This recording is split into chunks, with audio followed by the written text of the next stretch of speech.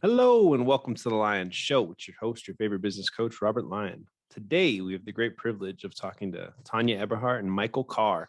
They're personal branding experts. They've been just doing amazing work all over the globe, helping people build their personal brand. So why don't you guys kind of introduce yourself and tell everybody a little bit about who you are and what you're up to? I started personal branding, or a common thread of personal branding, years ago. It started in 1988, actually, before the internet. So that dates me. It started in the world of radio. And when I got to the radio industry, I was in sales. And when I got there, I realized two things. Number one, the business owners that were the face and the voice of their brand, of their business, were by far the number one businesses in those areas. So they really told their personal story, why their business existed, and kind of shared that through their marketing. And that really stood out to me. And the second thing was, I was not respected at all. Coming into it very young, I was knocking on doors of people who were spending tens of thousands per month in advertising dollars. And unless I had a pair of tickets in my hand or a free lunch up my sleeve, no one was interested in talking to me. So it made me mad. And right away, I understood that if I wanted to be seen differently, I needed to present myself differently. And that, to me, is really where personal branding came into play for me, is understanding what it meant to me and understanding what it meant to a business to be a strong personal brand or the face of that business. And so several decades later, a couple of decades later anyway, BrandFace was born. And that at that same time that BrandFace was coming into play, I actually met Michael. I've been a serial entrepreneur for 31 years now. I worked for about 4 months for another company out of high school, and then went out on my own. My first passion was as an automobile auctioneer. And I was here in the South and the Southeast, and worked, Florida, North Carolina, South Carolina, Tennessee, Alabama, a little bit of Florida, a lot of Georgia. And my mentor told me to get my real estate license. He said I might make a little extra money on the side. And I did that and ended up making that more my career than being an auctioneer. I'm still an auctioneer just because I love the craft and I think it's awesome. But I had a brokerage, full service brokerage, I opened in 2000. I really just used it for my own portfolio to help my family and friends and buy or sell property and stuff like that. But was prepared for the mortgage debacle when it happened. And in 2007, partnered up with a company out of Irvine, California. We went after the Bear Stearns residential portfolio and got most of it, auctioned off about 3/4 of that whole portfolio. We thought it'd be 3 years worth of work. It turned out to be 7. When I ended up licensed in 30 states as a real estate auctioneer and broker. I've brokered more properties, residential properties, than any one human being on earth. Well over 78,000 transactions now. But when I came back, good auctioneers are always working themselves out of a job, right? So when I came back to my hometown, I'm still sort of young. I'm like, I wonder what I'm going to do. So I buy a piece of property, and the other agent, when I worked, we looked good together. And she said, why don't we open up a brokerage here in this town? And there's no real competition. I looked around. I agreed. I said, if you'll come help me, I'll do it. And she did. And then about 2 weeks later, she said, your marketing stinks. We need help. You need to talk to my niece. And that was Tonya. She was telling Tonya, you need to call Michael, telling Michael, you need to call Tonya, until she sort of made the match. And then when I hired Tonya, she had a full service company at that time. And I had written a book that I didn't know about. And then I ended up being the guinea pig for the branding concepts that she had put in the book that were all correct. And now, fast forward 9 years later, I'm a partner in BrandFace. I still run the brokerage. The brokerage has grown from Atlanta, Georgia. We've got an office in Orlando, an office in Knoxville, Tennessee, and an office in Greenville, South Carolina. So we use those principles that we teach our clients in BrandFace every day. I still use it every day in my company. So it's and now we just get to talk to cool people like you and help people build their brand. We definitely got a cool voice for the auctioneer thing, and being down in Georgia and doing real estate and just killing it, you guys. That's so wonderful. So this is kind of cool that you guys are coming on. Actually, I've been really kind of teaching a lot of people that in order to charge more for your business, it's not necessarily always the offer or anything. It's about positioning. So I was just wondering if you guys can help me, like maybe help our audience member or something out there. Like, What do you guys think of when you want to position your personal brand? If you're just taking someone who's kind of fresh and they need to be positioned so that they can charge more, that they can become an authority, what are kind of some thoughts that come to you guys' mind? Well, funny you mentioned that. Mm-hmm. We actually have a campaign running right now, and the headline is "Change How You're Seen, Charge What You're Worth." Mm-hmm. Because that is everything. Positioning is everything, because in every industry you have many competitors. And if you don't, you probably shouldn't be in that industry because there's no need for it, right? Mm-hmm. Yeah. So, but you have a lot of competitors, and you have to tell everyone how you're different. And, we have this pretty simple approach actually to doing that. At least it's simple on your end as a potential client, right? It's define, develop, and display. And we can walk you through a little bit of that if you'd like. Yeah, let's do it. Okay. All right. So in that define phase, when we work with somebody, we're looking at three things. First thing is we're looking at who are those ideal customers, because positioning, like you said, has everything to do with who you're talking to first. And as a matter of fact, how on earth does anybody know where to market or what to say, unless first of all, they know who it is they're trying to attract with that marketing. So you've got to know who that is. And we work with them on that. Then we work with them on narrowing and figuring out what is their point of differentiation. What is it that they want to be known for? And in doing that, we develop for them what we call a brand identifier. You might call it a slogan or a tagline. We call it a brand identifier because that's really what it does. It identifies what you want to be known for. It's kind of that window to the soul of your brand. It doesn't you cannot communicate everything about a brand at a glance, because a brand is an entire ecosystem. Right. But that brand identifier basically says, this is what I want to be known for. Like Michael's brand identifier is the abundant life broker. So when you see that, you don't know everything about Michael, but you get a good sense of the spirit of Michael and what he's all about and what he stands for. And that makes you want to open that book of Michael, right? So that's kind of where we start with in the define phase. And then we move into development. Development is everything that is going to wrap around. It's the rest of the book, if you will, the chapters and everything. So, obviously bios, but we approach bios totally different. We approach bios like you're talking about from a positioning standpoint, not a business resume, because they're two different things. And believing in personal branding, it's very important that the why come across in the development phase.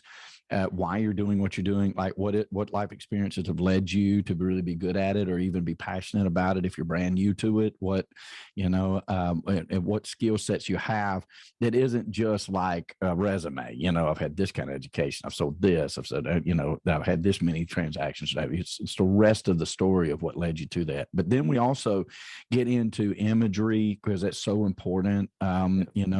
Background images, colors, logos, and it's photos. Yeah. It's really interesting because most people want to put logos, taglines first, and they're not first in the system with us at all. Finding out in the define phase is so much more important, and the deep dive you do there, and then you get into that kind of thing. And you want your colors to match. You want you want them to speak a story in and of themselves. And then of course, photo shoot. We spend a lot of time thinking about that. We have a stylist on our staff that is a professional at it. He's been doing it for years, a decade and a half at least. Designs clothes, sells clothes. He's a tailor, a seamstress. He styles NBA players and draft players and NFL players and pop stars, things like that. So, we get him with that. And the reason we do that is because he already knows in the define phase that what direction we're going to go with your brand. And then he helps you pick the wardrobe and then this photo shoot that's going to speak about that brand. It's very important because we know that pictures are worth 1,000 words, but they have to match the 1,000 words, right? And then of course, background images are very important too, because background images should tell people a lot about you and your brand without saying anything. And so development is another thing we spend a lot of time in. When we finish with that development, we've got all those puzzle pieces, what we call them branding elements. We've got all those things ready now to pull together in terms of design, in terms of layouts. And then we move into that display, making sure the brand is displayed correctly and consistently everywhere. Okay, that's the key. You want to make sure that the message and image that you're communicating, the look and feel, if you will, of the brand has to be consistent everywhere. That's one of the biggest mistakes people make. They can put together this awesome brand, but if they have a different cover photo on every social platform and something totally different on the website and different on a billboard or whatever, wherever else they may market, there's no consistency. And without repetition, there is no recognition. Mm-hmm. So that's pretty much it. That's the 3D approach that we take. And we actually look at 77 different criteria when we go through that on the back end. It's just our clients, kind of show up and do three things. They say they come to us with an open heart and an open mind. They tell us what they don't like and they tell us what they love, and we do the rest. So yeah. So it's kind of we all wish that like picking your niche was just like a 30-minute brainstorm, but it's like, it's not. It's very complicated. It's like figure out what the heck you're really going to just like be all about and find your like perfect, story brand or story that you're going to tell everybody. So do you have any advice to maybe like picking a niche or figuring out what you're going to really kind of represent, I guess? Yeah, for sure. Actually, we have a formula. Thank you. Acronym for how we do this. And again, we try to keep things simple. The keep it simple, stupid method is always the best, right? So we try to do that. But it's called the HEAP criteria. That's HEAP. Heap up profits, heap up money by going after that niche. The riches are in the niches, they say, and we believe that to be the truth. We don't do these things to box people in. That's not the purpose of it, right? Especially being in the real estate industry. I'll use this as an example.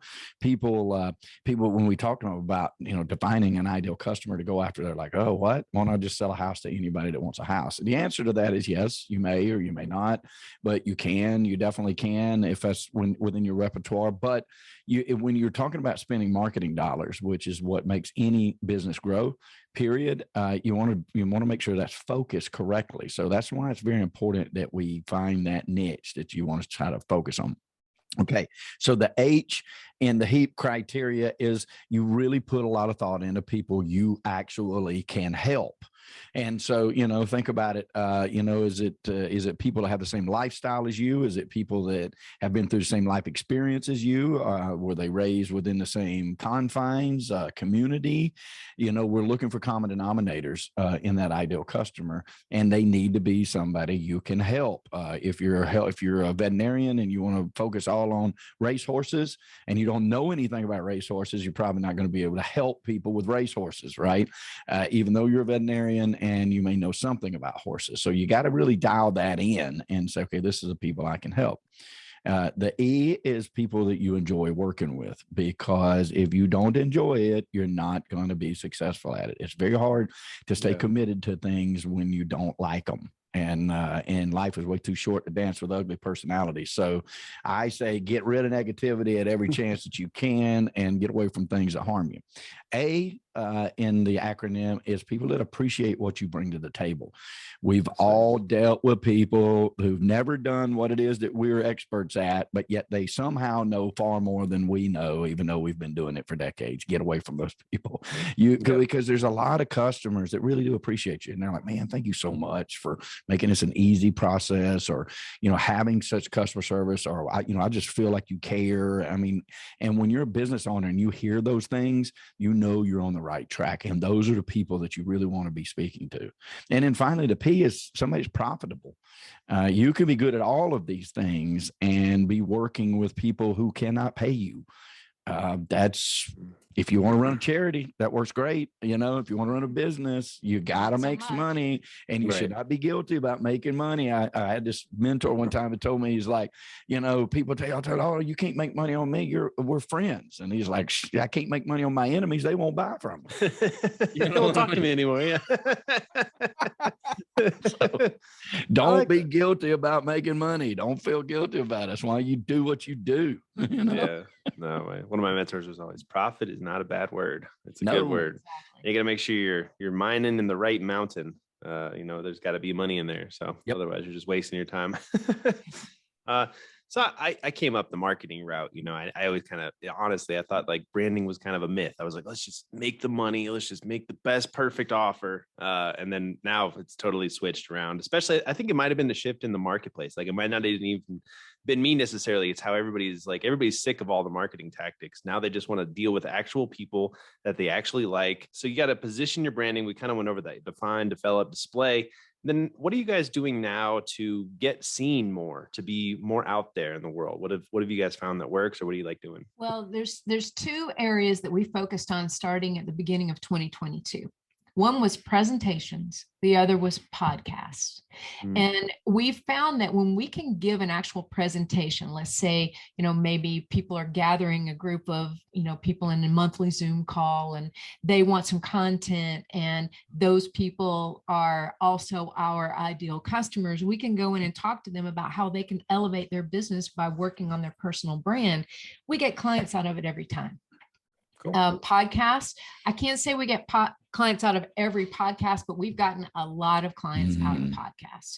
And it's just like you having us on here today. Thank you very much. Gives us a chance to really talk about what we're passionate about and hopefully help somebody that's sitting there thinking, well, I don't even know what personal branding really means.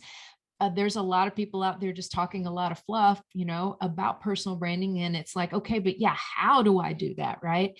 And those are the things that we want to bring to the table, like those 3Ds. So we get a chance to do that through podcasts. And I think those two areas alone are something that has just been astronomically good for us. We do other things too, but podcasts are good too because they're out there forever, and you never know when somebody's going to stumble up on one. We've got a client that has actually referred a whole lot of other clients that talks about hearing us on the podcast and for like 6 months before she ever said anything about reaching out to us. And, so it's nice that they're out there for that. But, obviously being personal branders, exposure everywhere is very important. Like what I do with my personal brand and building the company, the real estate company, the brokerage, is I'm very big on layering. We have clients come to us all the time and they're like, hey, I sent out 10,000 postcards for my service. And, I put a puppy dog on it because, some guru said this will get you clients or whatever. And then, but nobody called. And so we stop them right there and we say, okay, well, here's the first thing. Yeah. You would have been better off to have sent 10 different postcards, 10 of the same postcard, but 10 times to 1,000 people, rather than one time to 10,000 people, because one time to 10,000 people may get you some business depending on what service you're in. But it's not longevity business. You're not building a culture. You're not talking to those people before you can talk to those people. Your brand's not preceding you. You're not. So what I try to do is pay very close attention in my marketing to ways that I can layer that different ways of showing up with my brand to my ideal customer, because they get busy. Like magazine, I love magazines. They're in people's house. And the reason I love magazines is because they're in people's house and I can't get in every house. Right. But I always want the back cover. And people are like, why do you want the back cover? I'm like, because I'm the last thing they see when they throw it away. They're not going to read it. Right. They're not going to read it. Just sitting there for a while though with your face looking at them or something. Exactly. I need to put my face on there waving like this. Yeah. Bye. I'll see you next month. See you at the landfill. Right. I like it though. Yeah, layering is so important, especially like in the real estate market. You got to stand out. You got to be sending like mailers, radio, TV, Facebook, all of it, if you really want to be the person that they call or that comes to mind when they want to sell their house or be there. So that's cool. What are you guys seeing that people are struggling most with right now when they're developing their personal brand or when they're trying to do with their personal brand? Definitely figuring out who their ideal customers are. They're so hesitant to do that because they think they're going to lose money. They think, well, if I say that I specialize in working with this individual and I have solutions for this individual, all the rest of them are going to say, see ya. And that's not the case. Well, right. First of all, if it was, that'd be perfectly fine. That's something you'll never get most of them to understand. But what you do need to understand is, let's say you super serve a certain, let's say you're a coach or consultant. We work with a lot of those people who have podcasts, they have books, they, that they're speakers as well. Let's say if you wanted to speak only to people who were interested in writing a book. Well, you're going to reach those people interested in writing a book, but those people are also going to tell their friends who've also written a book about you, and they may reach out to you. Now, you may or may not get business out of helping them write a book, but you may get business out of referring them, get a nice referral fee out of referring them to somebody that does a good job of helping promote their book. So it's that fringe business that you're going to still get on the side. But if you don't, it's like that old country song. If you don't stand for something, you'll fall for anything. Yeah, that's right. Thanks for the finish. Yeah, that's an old cliche. It is an old cliche, but it's so true. It's true. Yeah, it's the reason it's a cliche, right? Yeah, right. And then the other thing is figuring out what that point of differentiation is, and that can be difficult for a lot of people. And honestly, that's because people don't just have one point of differentiation. There are probably 10 things about you that are very unique. So which one do you put out there? Right. Or is it a combination of 2 or 3 of those? So what is that? And so that's where we say it's hard to see the label when you're inside the jar. And that's where we recommend you get outside help. Yeah. Because you have to, in any kind of business, even if you're a one-man shop of whatever that is, right? Maybe you're a pool technician or something, and you just want enough pools to take care of, to live the lifestyle that you want and feed your family the way that you want. There still has to be thought to your brand and what differentiates you from every other pool, tech or whatever. And so you have to do that. Your brand will precede you and work for you, even when you're not doing anything, when you're doing what you want to do, right? If you're hanging out with your family or going to the ball games or whatever, your brand is still out there and it's still working. But it's hard for people to recognize that the importance of putting it out there and sticking to it. So it's doing it and sticking to it. Those 2 things are very important because, just because you built a brand doesn't mean the phone's going to ring tomorrow. It may, hopefully it does. The day after, it probably will. Within a week, it most definitely will. Within a month, it absolutely will, type of thing. But if you don't stick to it, you're not going to build any kind of momentum, and that's what you need. And you got to commit to it. Got to stick and commit. Yep. You're just pretending. So back in the day, I was going to call it guerrilla personal branding, right? It was kind of funny, but it's not alive at all. Don't worry about it. But I had this great idea. Hey, it's a good name. I know. I thought it was kind of cool. I had this great idea where I was going to okay, so the biggest companies in the world are like Amazon, Apple, and Google, right? So then I want you to, if you're going to build your personal brand, you want to be on Amazon, you got to write a book. You want to be on Apple, you got to be on podcasts, and you want to be on Google, you got to be doing like PR and SEO and stuff like that. And I was going to be like a whole shebang or whatever, but I loved it. I love the idea. Didn't commit to that one though. So well, it is true though. I mean, you got to have those things, and those are what makes things, hard for people to get sometimes is you're talking about, you want to help them build a brand and then put it on those 3 things, right? Because you got to build it first and then you market that brand, you promote that brand. And I think a lot of people get really caught up in the promotion of the brand. So there's a lot of people out there right now that say, okay, I'm going to help you build your brand. And it might just be when you really take a strong look, it's like, I build websites. Or I'm going to help you build your brand on podcasts. And when you really take a look, they help you set up a podcast, determine your topics and everything, but they don't build your brand first. So you got to build the brand first and then figure out how to promote it. But you're absolutely right. Those 3, it's like if you get your brand dialed in and depending on what kind of business you have and how much authority you want, a podcast, a book, Google presence, they're all critical. Very much so. But they're just the vehicles or platforms to get that brand, that message out, that brand out there. And there's millions of ways. I think that's part of the fun of building a brand too. I know I love it. I enjoy it. The way I'm a philosopher at heart, and I just feel like we're always trying to figure out puzzles. We were handed puzzles as toddlers and we started figuring them out and we don't change.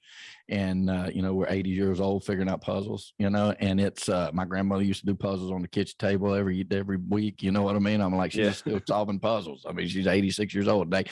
And I feel like that's what we're doing, but it's fun with a brand because if you really live and breathe that brand, you're constantly looking for ways to infuse it and get it out there to people and talk about it and tell them your brand identifier. And they're like, well, what is that? Well, that's cool. What does that mean? get opportunity to explain what you do. And it's not just like in real estate, just keeping that example from me. It's not just like, hey, I'm a realtor. You don't know anybody wants to buy a house, do you? It's so different than saying I'm the abundant life broker. Well, what is that? What do you broker? I broker real estate, I help families find investments and including their own home. And, I believe in the abundance of life and approaching life from a position of abundance. And so I just called myself that. Oh, that's fantastic. It's a totally different conversation with people. And you may or may not get anything out of it right then, but it's memorable when you leave. Like Tonya she taught me, she's like, it's not just important for you to walk into a restaurant in your town and people know who you are. They got to remember you when you leave. And it's very important. They got to remember your why. What is it that's unique about you? It's not just that, oh, Michael is in real estate. It's like, oh, that's the guy who is America's top selling real estate auctioneer. But he's also the abundant life. Like, they don't have to exactly remember your brand identifier, but they need to remember the spirit that you leave behind, right? Oh, that's the guy who's done hasn't he done 78,000 transactions? Like, yeah, he's this abundance guy. Like, he talks about abundance all the time. That's how a real conversation goes, right? It's not speak in terms of taglines or brand identifiers. It's like, that's how the conversation flows. It's the spirit of what they remember. Yeah, it's definite. Building a brand is definitely building a culture, building the spirit of a following and a culture and driving. And it's exciting to see it work. Like I'm just energized every day. I think that a brand gives you focus too, because like we're talking about in finding your ideal customer, finding a niche. Now you know how to talk to those people, and you're learning every day more because you have more conversations, and then that leads to more. And so it's that's the fun part for me. It removes a lot of confusion for your life too, and then it's trackable, and being able to look back and saying, hey, okay, I was on Amazon, I wrote a book, and I made it to a bestseller, or at least it's out there, and I'm pushing some reviews, and I'm on Google, and I'm doing these things, and I'm on Facebook running ads, or Instagram and others. I'm on forums and LinkedIn, and I'm on. So you're seeing all this, and then you're looking back. Or you should be, right, at your numbers, and you're at the end of a quarter, and you're into Q2, and you're looking back at it, and you're saying, look, 18% of my calls came from Facebook, 22% of my calls came from Google, right? None of my calls came from LinkedIn. Okay, well, I need to focus more on, and then you can start working numbers. And the whole while you're just infusing your brand more and more and more, and it becomes fun to build a business and not just pulling my hair out because I can't get the phone to ring. Yeah, you just really have to know who you are though to have a personal brand. I feel like a lot of people build these other kinds of brands because they're just like they're full of it. So I don't know, they're trying to like hide behind this fake brand that they built, and they don't want to show their true identity or what they're really about. You have to kill your darlings sometimes though to really find your true message. Do you have any tips on that? Like, I mean, I know you were an auctioneer and stuff like that, and you said you really liked working on cars and stuff, but you had to stop those, and then you really had to just focus on real estate to be successful, right? I mean, did that just kind of happen naturally? Like, did you have a conversation, or what was that like? No, it was, I guess you could call it naturally, but it came because of my education I got from Tonya, literally. Oh, cool. Yeah. I wasn't committed to ever being a broker or growing an agency or anything like that. I really never saw myself as that capacity. I didn't want the responsibility, and that's the way I saw it. And I did. There was one reason why I was a contract auctioneer. I could make a lot of money just plugging my microphone in, testing it 1, 2, 3, it works, working for an hour, getting a car and driving home. Right. Yeah. Now, you had to drive hours. Sometimes I used to drive 6 hours to do one sale, and then 6 hours back. People are like, oh, that's crazy. You drive like, and I'm like, well, they pay me enough to do it. You have to factor that in, no different than any other business expense. But I like the fact that I wasn't really responsible for anything. And if I plugged the microphone in and it wasn't my microphone that, and there's a problem with the sound system, they have to fix it, type of thing. But then when Tonya came along, I had the brokerage. It was growing a little bit. We were doing okay for a second. But when she taught me about branding and the branding concept, then it did take on a natural organic approach with a focus, right? And then the more that we just wedged down further and further and further and further, and then it became who I was. Like Tonya taught me that a good brand doesn't just change how others see you; it changes how you see yourself.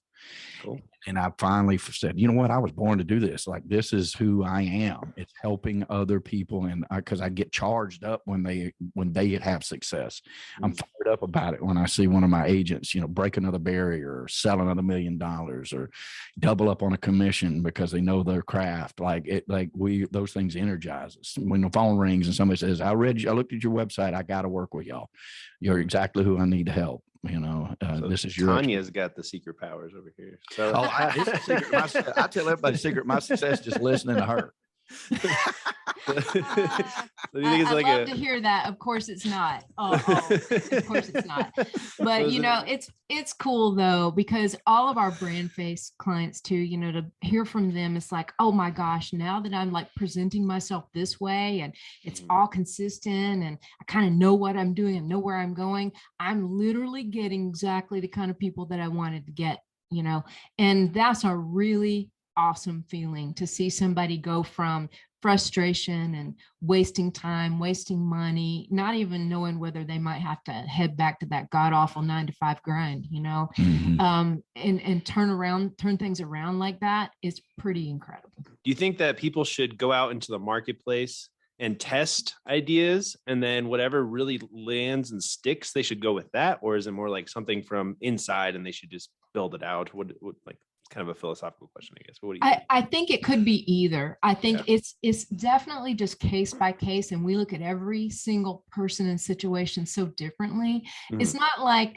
branding a pizza company, right? It's kind of like it's in fact our mantra, although they can too. That's true. Our mantra is people don't do business with a logo; they do business with a person. Right. And so we're really looking at that person behind the business, and people say all the time, well, shouldn't I have my business brand be different? My business brand be this? And I say, okay, well, I'm going to ask you one question. Which came first, you or your business? And most people stop in their tracks for a moment. It's like, you did. The business would not exist without you. Tell me why you did this. Tell me why you're helping the people you choose to help. Tell me how it's changing their life. It all begins with that, because that becomes your business story. So they're kind of attached at the hip. So we look at each person uniquely. I do lean, though. It's a great question. It was really a fantastic business question, because being in the marketplace at all, you're like, should I test this and then figure it out, or should it come inside? I definitely lean more towards the fact that it comes from inside because of who you are, what you are. You can test whether or not you were right. Like I don't know. What's another good example of, you might find, if you're that veterinarian and you're going to cater to racehorses, that you have no racehorses around you. You might, I'm looking around and I recognize that there are no racehorses around here. So maybe I need to either move, or I need to, say, okay, I'm going to take care of a different kind of horse or something. So there is definitely testing to that. But if you go through, like, our program is designed to figure that out from the inside out. And so we have people like, oh, I'm pretty sure this is what I'm pretty sure. But if they stay committed to it, they're like, oh, I'm really sure now. By the end of the program, they're like, okay, this is exactly what I need to be doing. So yeah. And I want to add one other thing to that, because it kind of piggybacks on top of what you were asking. You said, if you see something externally that may be unique or may be different.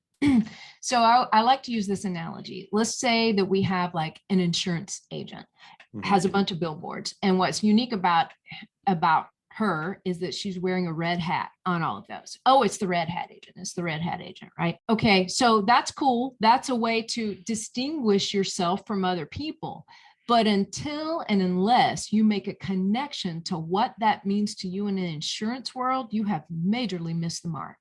You've got to figure out, what does the red hat mean? Sometimes it's as simple as, hey, let's take the word red hat and make an acronym with it and talk about R means this, E means this. Talk about what that means to you in terms of protecting your assets and your family, and what how her story comes into that. Why is she wearing the red hat? Maybe it's because red hat was her grandmother's favorite hat.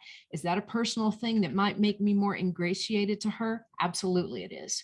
So think about those things. It's not just something that captures somebody's attention. Oh, it's the red hat. Why is it the red hat? Right. Wherever you can be like Kelly, the insurance lady with the red hat or something, something weird Right. like that. Yeah. Exactly. Yeah. That might, the red hat might get them to stop and say, oh, That's it's interesting. got to And I tie into applaud why that. they need you. I applaud Yeah. that. No doubt about it. But if you've got to deepen that connection, you've got to make it. Deepen the connection. I love that. And like, what's kind of your guys' customer avatar? Who are you guys really helping out a lot these days? Is it coaches, real estate agents? What are they? So we actually twofold. We help real estate because we've done that for a very long time, and that has been most of our client base. And then as we grew and we became coaches, authors, podcasters, speakers, consultants, we also realized, hey, we know this area very well, and so we've also been helping that particular clientele as well. So those are the people that we really help. And generally, they're people who have spent money on marketing and have not been happy with the results. They're people who, and this is so true with coaches and creators who happen to also a lot of times be podcasters, speakers, and authors. They have so much going on that they need somebody to come in and distill all that. Now, I come from a really small town in Dawsonville, Georgia. It's the moonshine capital of the world. So I know a thing or two about distilling. But that's really what you do with a great brand, right? So, a lot of people who are doing podcasts, for instance, let's say that, they may still be doing a 9-to-5 job, or they may have just left one and launched this dream business. And then they are thinking about writing a book, or they have one and don't know how to promote it. They've got all these things at their fingertips, but they just can't pull it all together in one concise brand. And they think, well, I have to have a different brand for the podcast, and my book has this brand in its own website. And so they're so spray and pray, right? And everything's out there. Let's just spray it all out there and pray that something, catches ground. When in reality, if they define it and create it purposefully and to unite all of those in one fell swoop, it's a huge difference. And so that's how you go from not ever having to go back to that 9-to-5 grind again to a business that you're super proud of that accomplishes everything you want to accomplish. Yeah. I'm guilty of the spray and pray. I can't lie. So it's kind of interesting. Like nowadays, though, it's hard to just like slow down, make a brand, quit doing all these stupid things, whereas, or you could spend all your day doing different posts on different socials, who knows? But if you do have one don't feel message, bad. Everybody's done them, right? Everybody. 20 years I did it. Yeah. Wow, I feel better now.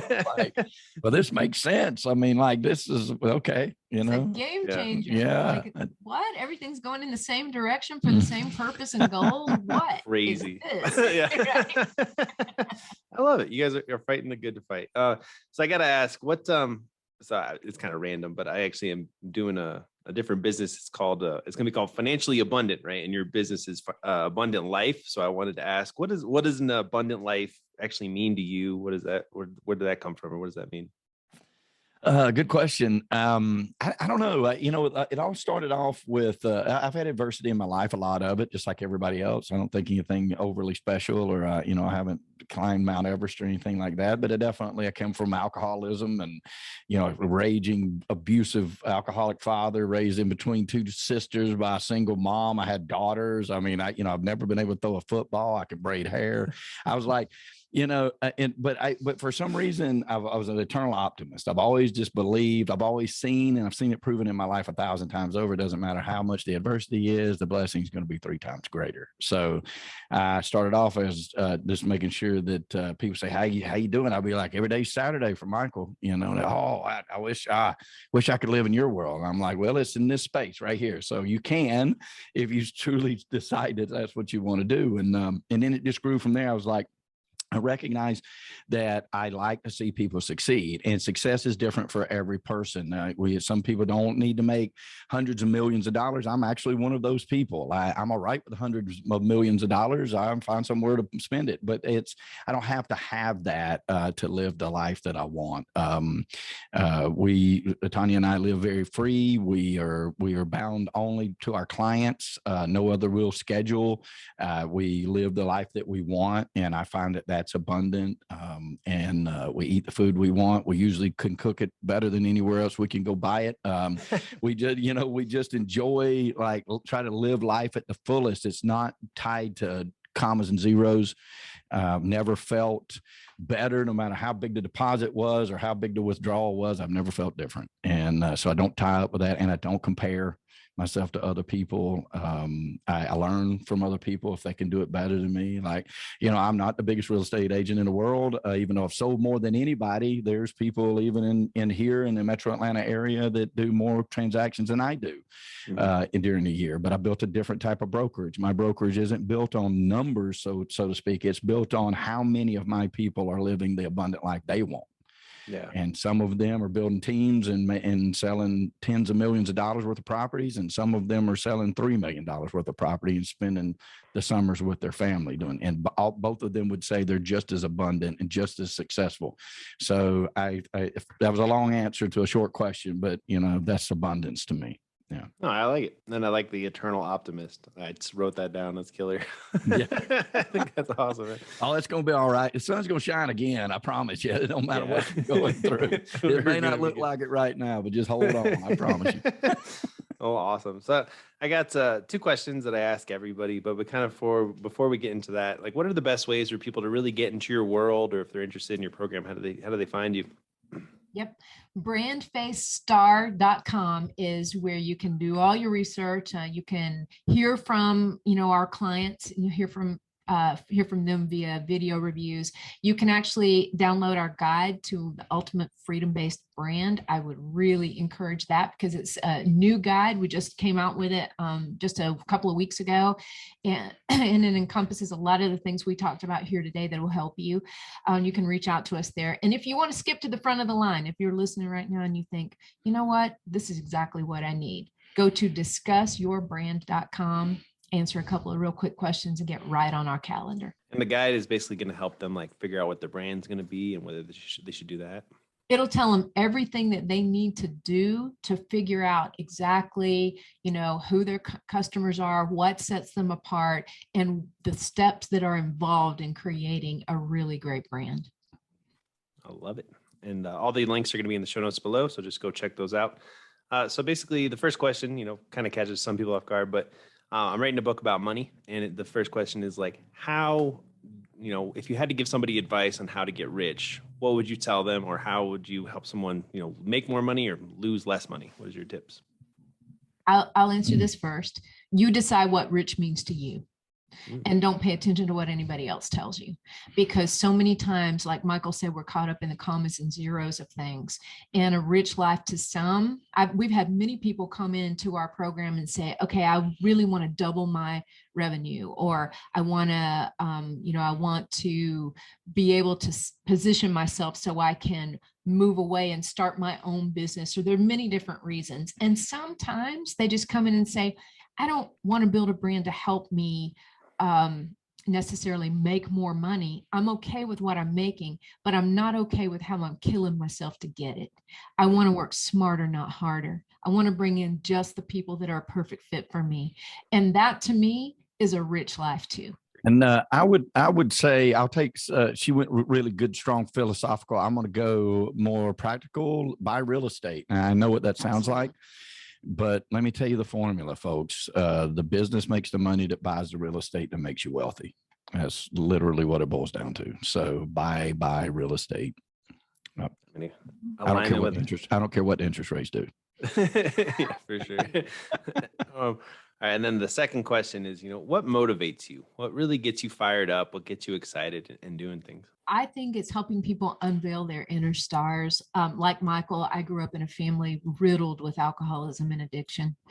And I realized that, I actually don't think I realized it until a couple of years ago, the true meaning behind BrandFace. But when I was younger, I realized that sometimes the only difference between a young person waiting on the next drug deal and somebody with a bright future going off to college maybe is self-worth. It's realizing there's something special inside you that nobody else has. And if you know that and you embrace that and you believe that, you are much less likely to get involved in situations of alcoholism or addiction, or even sometimes abusive situations. You're much more likely to be strong enough to move away from those. And so unveiling that inner star means a lot more to me than just growing a business by leaps and bounds. We can do that all day long. it starts inside yourself. Unveiling that inner star. That's pretty badass. Thank you. You know, it came from one guy. One day, this guy reached out to me through LinkedIn and he said, Tonya, I need you to make me a star. And I literally just instantly sent him back a message, said, we don't make stars, we unveil them. Mm-hmm. Awesome. Yeah. And me, I'm motivated. It's ethereal, but I'm motivated by seeing things work. I just like, and I like a cohesiveness with things. So I like watching teams grow or groups of people with the same ideal catch a lot of traction and do well, no matter what that is, whether that's a team, a sports team, or a business. Watching humans that can create something where the whole is greater than the sum of its parts is very exciting to me, and I think it's a big driver. Cool. I like that. So I just got a couple more selfish questions, but we'll see if they'll make the show. Have you guys ever done like any PR or delved deep into that for your personal brand? Actually, we have worked with a lady that I highly recommend, Christina Daves, who owns PR for Anyone. Mm-hmm. She's fantastic, and she has helped us to craft language that helps us get landed on podcasts, that helps us get presentations. We haven't even implemented, 3/4 of the things that she recommended to us. Sorry, Christina. We haven't, but the things we have learned from her and how to reach out to people and how to position yourself and how to nurture relationships to get on those podcasts and get some media and so forth. I would highly recommend her. We don't do that. We give you everything you need to position yourself, but in terms of teaching you how to network and go to those right people, I would recommend that. Mm-hmm. I'm just getting into PR. It's a whole rabbit hole, man. I'm just like, but it has a lot of benefits. You can get all over the news and you can do all kinds of weird stuff. So big benefits, very big benefits. Yeah. And then just kind of, there's a balance, I feel like, between 100% like authenticity and then also representing like the most beautiful part of your brand, like the shiny side of it. Is there a balance there, you guys think, when you're doing a personal brand, or should we just go all shiny stuff, or should we have what is your kind of like your balance? What do you guys think? I think it starts from authenticity. It has to be who you are. And that's why our program really digs as deep as it does, because you got to wear that suit every day. And my grandpa used to say, you can't sew your suit so tight you can't wear it. Right. So you can't put so many parameters on yourself that you can't move. Is there a magic formula for how much of that? I don't know that there is really. It's sort of where you are. I'll give you, for instance, personally, I'm on Facebook, but you're not going to go to my Facebook page and find out what I had for lunch, or find out, you might go to my Facebook page and find out that I'm at the river fishing. You might go to I went whitewater rafting, me and Tonya and a group of people and stuff like that. You'll find that sort of thing. It's just mainly, I don't do it because I'm looking for the formula between personal branding or the shiny or the authentic. I do it because that's all I really care to be on Facebook. And, but you're going to see when you go there that everything we've talked about on this program, you're going to see that I'm the abundant life broker. You're going to see that this is what motivates me. You're going to see that I love watching people grow and be. So I think it's up to the individual, right? But if you go all shiny, you probably won't be very successful, successful. I would say if you're going to err, you err on authentic, because people do business with people and they want to know they're comfortable with those people. I think even today, it's even more so because, we all are taught to put our hands up to say no. And we're taught that, whoa, give me my space, right? Whoa, wait just a minute right there. And I find that a lot of times, especially like in the real estate business, people will not choose you as a real estate agent just because they like you and they don't want to fire you. You know what I mean? And really all that is they don't know you well enough that you can just have a conversation with them. Right. Does that make sense? They're approaching it with two masks on. Well, if you remove one of those masks and they realize that you're really a nice guy and I really just want to do what's best for you. And if I'm not best for you, you can say that and I can go down the road and you can make them believe that. Then all of a sudden they're going to hire you because they know that. And it's very weird. And if they don't hire you, they're going to tell the next 5 people to, because you might not be a fit for them, but they appreciate appreciate your authenticity, your honesty. Yeah. So I definitely think err on the side of authenticity. Show who you are. Let's be vulnerable. It's we're all humans. We all have the same fears, desires, doubts, successes in our minds and stuff. So just be you. I like it. Well, we've gone pretty deep today, guys. I really appreciate you guys coming on. Any last thoughts before we kind of wrap up? I just like to say, don't forget that you are special. There's something unique about you, and dig and figure out what it is, because the rest of the world probably has it figured out. But unless you tell the people that you want to do business with in some way, they won't know that. Yeah. Yeah. And I'd say be bolder. Be bolder than you think you can be, because it'll work out. I promise you. So I love that. Thanks everybody for listening. Be sure to like, share, check out the links in the show notes. If you want to get your brand going, reach out to Tonya and Michael, and we'll go from there. We got some great episodes coming up next, so be sure to stick around.